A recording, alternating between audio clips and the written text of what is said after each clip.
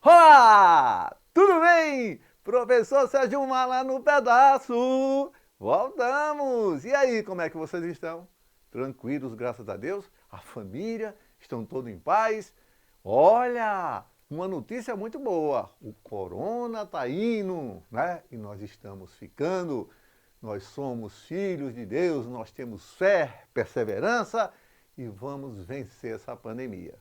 Vamos sempre orar para aqueles que se foram e vamos tomar cuidado com aqueles que aqui estão, inclusive vocês. Porque cuidando de vocês, vocês estão cuidando dos outros. E o professor Sérgio Mala vai estar com vocês o tempo que for necessário para que a gente vá aprendendo mesmo em casa. Fico muito feliz de ter essa oportunidade de estar na Conexão Escolar.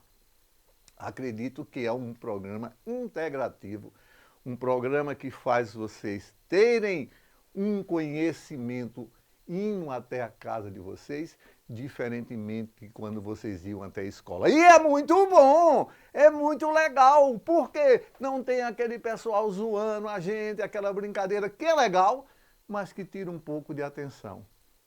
Nesse momento vocês estão concentrados e com certeza vão tirar melhor proveito. Vamos para a aula de hoje? Então, olha, mecanismos reprodutivos. Com o professor Sérgio Mala. Qual é o objetivo de aprendizagem? Identificar as características que permitiram a reprodução dos animais vertebrados no ambiente terrestre. Quando nós falamos de vertebrados, você tem 5 grupos que formam a palavra param. Escreva aí no caderno. Param. Param. P de peixes, A de anfíbios, R de répteis, A de aves, M de mamíferos. Desses 5, 2 se reproduzem na água, peixes e anfíbios. 3 se reproduzem na terra, répteis, aves e mamíferos. Então, eu vou tentar mostrar nessa aula para vocês quais os mecanismos que levaram os animais vertebrados a saírem da água e conquistarem definitivamente o ambiente terrestre. Ok? Mas vamos falar primeiro um pouquinho de reprodução? Topa? Uhul! Então chega! Quais características reprodutivas permitiram que os animais vertebrados conquistassem o ambiente terrestre? Eu quero que vocês observem isso aqui, ó, animais aquáticos e animais terrestres. Qual foi o preço que eu paguei para sair da água e vir para a terra, conquistar o ambiente terrestre? Inclusive nós, humanos, não é? O que foi que aconteceu? Veja, os peixes têm respiração branquial. Ele respira por brânquias, onde ele retira o oxigênio que está dissolvido na água. Os anfíbios já têm uma respiração branquial quando larva, no início da vida, e na fase adulta ele se aventura na terra, respirando pela pele, respiração cutânea, respirando pela faringe, vocês observam o sapo, ele está respirando, e respirando por pulmões, rudimentares, mas por pulmões. Por isso que ele não pode ir muito longe da água. Por isso que o sapo está sempre perto da lagoa. Aparece quando tem chuva. E daí surgem os répteis. Os répteis, tem alguns que ficaram na água, mas puderam viver na terra.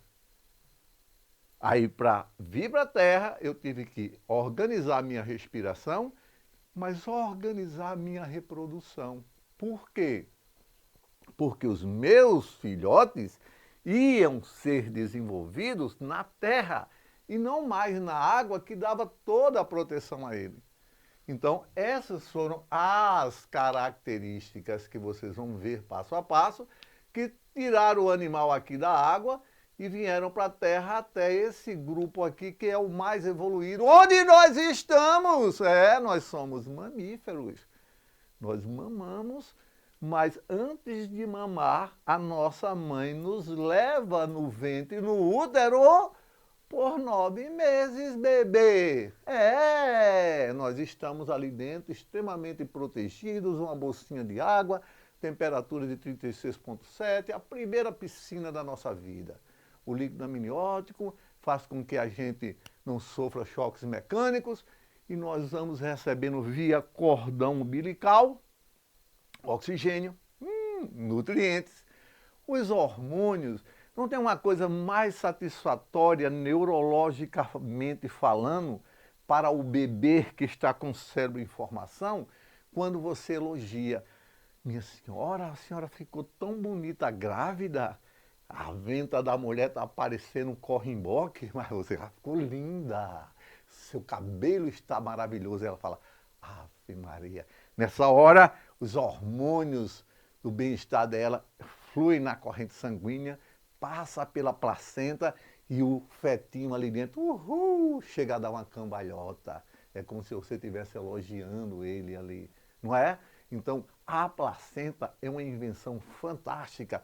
A viviparidade faz com que o cuidado parental ocorra ainda dentro do organismo materno. Show de bola! Quais são os tipos de reprodução? A gente já falou, mas vamos repetir. Sexuada. Vou falar só da sexuada. Estamos falando de vertebrados. Vertebrados não se reproduz assexuadamente, só sexuada. Presença de meiose, certo? Que é uma forma característica de divisão celular para a produção de gametas.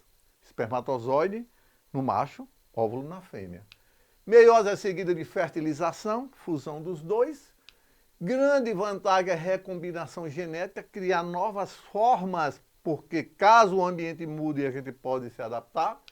Alguns organismos unicelulares podem se reproduzir sexuadamente. Por que é que eu digo isso? Porque quando o professor ensina que reprodução sexuada é coisa que está ligado a animais mais evoluídos, pergunta-se assim, e bactéria pode se reproduzir? O cara, não, animal só, mais animal, organismo mais evoluído. Mas aí eu estou alertando vocês que alguns micro-organismos podem fazer sexo.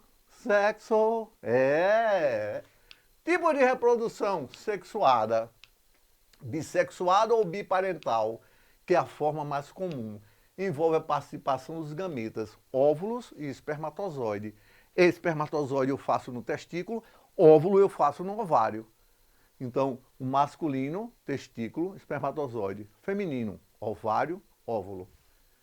É a produção de descendente formado pela união de gametas originários de dois progenitores geneticamente distintos. Genótipo dos descendentes difere dos progenitores. Por exemplo, eu, não é? Tenho os olhos azuis, minha mulher tem olhos castanhos. Eu tenho um cabelo loiro, minha mulher tem um cabelo castanho. Então, o nosso filho nasce com os meus olhos azuis e o cabelo castanho da mãe. Pode? Claro que pode. Por quê? Porque ele vai herdar parte de qualquer um de nós. Essa é uma grande loteria, não é verdade? Porém, dentro de uma perspectiva, você não pode esperar que eu sou lindo, certo? Mas tem um corpo feio. Minha mulher não é bonita, mas tem um corpo lindo. Aí eu digo, vamos casar, amor. Porque o menino nasce com minha beleza e com o teu corpão. Aí sabe o que é que a natureza faz? O menino nasce com o meu corpo e com a cara dela. E o cão, o bichinho, o bebelinho de papai, né? Então não é assim. A natureza escolhe aleatoriamente. E até hoje, nós não temos como produzir bebês bonitos. Até porque beleza é algo ligado à estética cultural. Então, o que é bonito para um pode ser feio para outro. Qual o padrão de beleza que a gente assume? O padrão que é colocado na cabeça desde o início. Portanto, tenha certeza, você é lindo. Pergunta à sua mãe. Mãe, eu sou lindo? Pergunta agora, pergunte. Tá vendo aí?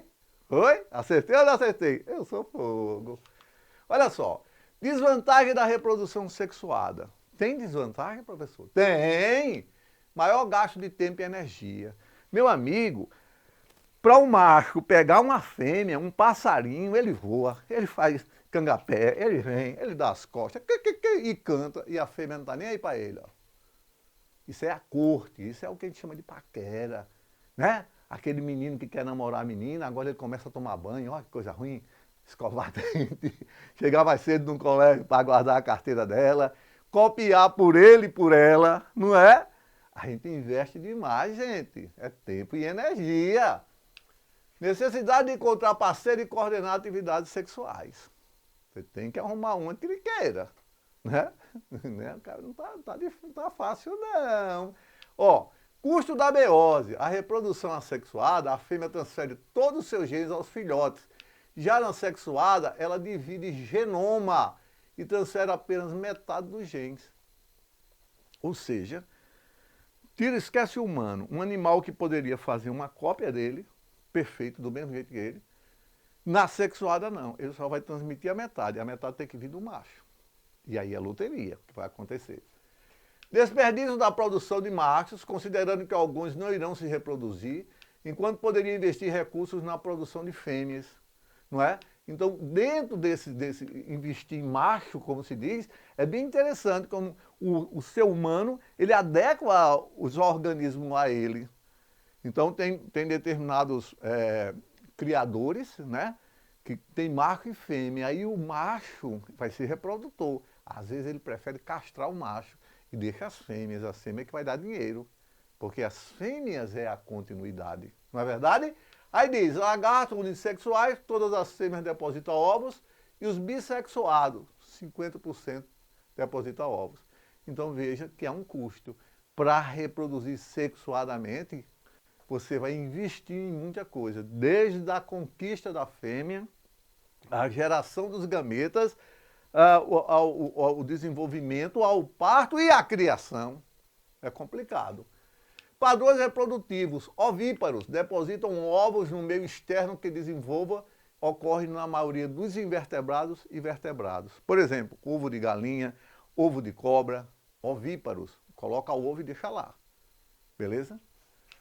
Ovo vivíparo, retém óvulos no corpo, geralmente no oviduto, enquanto se desenvolve. A nutrição é realizada pelo vitelo. A fertilização é interna. Ocorre em alguns peixes e répteis. Tem alguns peixes que deixam o ovo dentro, né? Alguns répteis, algumas cobras, e só quando está bem próximo de nascer que ela libera. Na hora que ela libera, parece um parto. Sai uma casquinha, a cobrinha sai de dentro. Ficou guardada dentro da mãe. É como se fosse a transposição para a placenta, né? Então, a conquista do ambiente terrestre exige novas características morfológicas na forma e na função. Primeiro, vamos organizar as trocas gasosas? Bora! Animais aquáticos, pela superfície corporal ou brânquia, mas os animais terrestres, por pulmões ou traqueia, pode ser até pela pele. Excretas nitrogenadas. Como eu tenho muita água, eu posso jogar amônia fora. Amônia é tóxico, pessoal, muito tóxico. Mas aí o que é que eu vou fazer? Ou eu vou liberar ácido úrico ou ureia, que são menos tóxicos. Então eu tive que mudar, inclusive, a minha fisiologia. Não é? Amônia é tóxico, mas eu tenho muita água, xixi na água. Já a ureia é menos tóxica, então pode ficar dentro do meu corpo. Deu para entender? Sacou. Padrões reprodutivos dos vivíparos, que somos nós. Desenvolvimento dos ovos do interior do oviduto ou útero, nutrição diretamente materna, fertilização interna, principalmente em mamíferos, tá certo? E peixes elárneo brancos. Por que eu boto isso? Porque alguém diz assim, peixe, ele não consegue ter viviparidade, mas tubarão tem. Tem tubarão com placenta. É uma coisa assim incrível. Os tubarões são animais extremamente adaptados às condições biológicas. Aí você vê o ciclo de vida de um salmão. Ó, eu vou narrando para vocês. Não se preocupa muito aqui, ó. Jovem salmão, vou começar daqui, certo? Tem, né? Adquirem a aparência de adulta e vão para os oceanos, tá? Aí, ó, os salmões alimentam, crescem rapidamente e vivem no mar. O salmão está no mar. Beleza. Pescado e tudo mais, né? Salmãozinho é muito gostoso. Aí o que é que ele faz?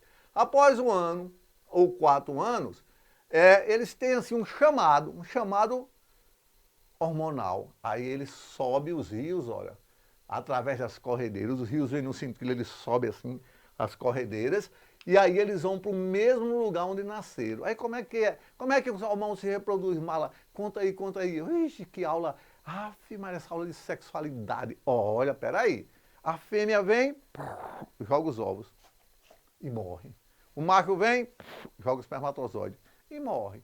Não dá nem beijinho, professor? Nem beijinho. Desses milhares de ovos formados aqui, ó, alguns não conseguem sobreviver quando lava, e esses outros aqui voltam para o mar, vivem no mar e voltam para se reproduzir no rio. Ok? Esse é os peixes, um modelo para vocês. Já os anfíbios, que ainda é aquático, né? O que é que eles fazem? Olha aqui, ó, um macho em cima de uma fêmea, ó, namorando. Só que aqui não há cópula. Por que não há cópula? Porque o macho não tem pênis. Sapo não tem pênis. Sabia? Não, não sabia, tá? Não tem. Então ele pressiona a sapinha, ó. Ela libera os óvulos, ele libera o esperma, fecunda fora, ó. Forma aquele sapinho de rabo, girininho, ó. Vai, sapo adulto. E aí ele começa a cantar para chamar as fêmeas para fazer mais amor. Olha aqui, ó, uma foto aqui, ó, sapinho namorando, ó. Aqui pegou por baixo a bichinha aqui, ó. Tá vendo? Para quê? Para garantir a perpetuação da espécie. Aí a gente veio para a Terra, surgiu os répteis. Os répteis são dioicos, macho e fêmea. Fecundação interna, muitos são ovíparos, mas há espécies ovovivíparas e umas poucas espécies de serpentes são vivíparas, tá? Serpentes marinhas. Aí diz, o ovo contém água e alimento suficiente para o desenvolvimento embrionário, tanto o réptil como o ave. O desenvolvimento é direto, quer dizer que não tem larva. Aqui tem um ovo, tá certo? Aí diz, dentro do ovo o embrião fica protegido contra a desidratação, há reserva de alimento, a gema e a clara, e o embrião fica mergulhado em uma bolsa de água chamada de âmnio. Esse âmnio é onde o embriãozinho fica para não dessecar. E diz, casca vai dar proteção, a casca do ovo, a clara vai dar proteína chamada de albumina, a gema vai várias substâncias, é onde o embrião se desenvolve, e o âmnio é a bolsa de água que impede a dessecação. Pulamos agora, mostrando que os répteis podem ser ovíparos, põem ovos, os vivíparos, né, fica dentro do corpo, as serpentes marinhas, e os ovovivíparos é aquela cobra venenosa que mantém o ovinho dentro dela. Olha o ovão dele aqui, ó. Certo? Ó. Aqui eu tenho o que? A casca do ovo, pode ser de cobra ou de ave. Olha aqui um cordãozinho umbilical, ó. Ele vai comendo aqui dentro da gema e vai pegando essa proteína e nutrindo ele através dessa estrutura que é o saco vitelino, é o saco de comida. Então veja que a gente teve que mudar. A gente teve que ter um ovo para a gente poder vir para a Terra, porque senão era dentro da água, a gente estava fora da água. Então isso aqui representa a água, ó. Esse bichinho aqui, ó, saco vitelino não, que é o rapaz, cavidade amniótica, o líquido amniótico é a água que a gente não tem mais. E aí eu pulo para as aves. Olha as aves. A reprodução da ave é interna, enquanto a fêmea geralmente tem um único ovário, o macho possui 2 testículos e libera espermatozoide. Ocorrência de 2 ovários entre aves são raras, e nesse caso apenas um deles funciona. Por exemplo, no kiwi, a incubação do ovo é externa até o momento da eclosão. As aves têm que botar o ovo para ele eclodir. Aí veja como é que é dentro da ave. Ó. Isso aqui é um macho, tá vendo aqui? Ó? Tem o testículo direito e o testículo esquerdo. Ó. E aqui a fêmea só tem um ovário, aqui ovário esquerdo, tá vendo? Ó? Isso é o rim dela, o rim, ó. Rim da galinha. Já comeram o rim da galinha? Já, picado, né? Pronto. Isso aqui é o ovário dela, tá vendo? Cheio daqueles ovinhos amarelinhos, tá vendo? Ó? É só um. Que ovário é esse? Esquerdo. Aqui tem o testículo direito e o testículo esquerdo, ó. Se eu arrancar esse testículo direito aqui, o galo vira uma galinha. Tô falando sério. Incrível isso, né? O bicho perde a função e começa a originar a parte feminina. Então, os aves têm capacidade de bissexualidade. E por último, os mamíferos, nós. Nos mamíferos há rituais de namoro antes do acasalamento. A gente faz como é que é? Tudo bem? Tal, Justin Bieber, tá? Como é que tá as coisas, né? São rituais, a paquera, Os machos possuem testículos e as fêmeas possuem ovários, né? A fecundação é quase sempre interna. Em seres chamados vivíparos, tem filhote que nasce após serem gerados no útero da mãe. Desenvolvimento do filhote no interior do útero. Agora a gente tem uma coisa bem interessante, ó. São classificados em 3 grupos: placentários, marsupiais e monotremados. Só para fechar, preste atenção. Se liga, é agora, fechando, ó. Apresentam dimorfismo sexual, o macho é diferente de fêmea. O tipo de desenvolvimento embrionário faz com que se divida em 3 classes: prototérias, ovíparos. Peraí, professor, mamífero com mama, pondo ovos? Sim, põe ovos. Sabia, não? Pois saiba, um tal do ornitorrinco. Ele põe ovos, mamíferos que põem ovos. Tem aqui os metatérios, que é o canguru. O canguru tem uma bolsinha, ele expulsa o filhote e bota dentro da bolsa. Termina o desenvolvimento na bolsa, chamada de marsúpio. E nós, que somos placentários. Então, gente, para sair da água e chegar até onde nós chegamos, teve várias características, não é? E isso fez a gente virar essa espécie que agora está interagindo aqui. No mais, galera, se liga na Conexão Escolar e faz os exercícios do professor Sérgio Mala. Uhul! Até a próxima! Valeu!